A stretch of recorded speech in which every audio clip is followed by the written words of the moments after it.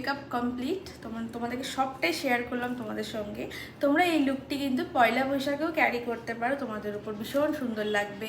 তোমরা যদি চাও যে এরকম মেকআপ করে শাড়ি পরবে বা সালোয়ার পরবে, সেটাও করতে পারো। ভীষণ সোবার একটা লুক দিয়ে থাকে। বেশি বেশি প্রোডাক্ট কিনলাম আর ইউজ করতে জানলাম না সঠিক টেকনিকে, সেরকমটা না। সেরকম মানে ভুল টেকনিকে ইউজ করলে তো রেজাল্ট পাবেই না।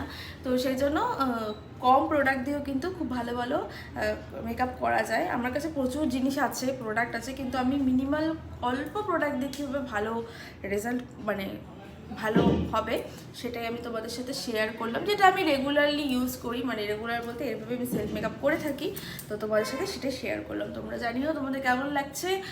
পয়লা বৈশাখে তোমরা কিন্তু এরকমভাবে রেডি হতে পারো। তো চলো সবাইকে টাটা। সবার সাথে নেক্সট কোনো ভিডিওতে দেখা হচ্ছে। সবাই খুব ভালো থেকো, টাটা।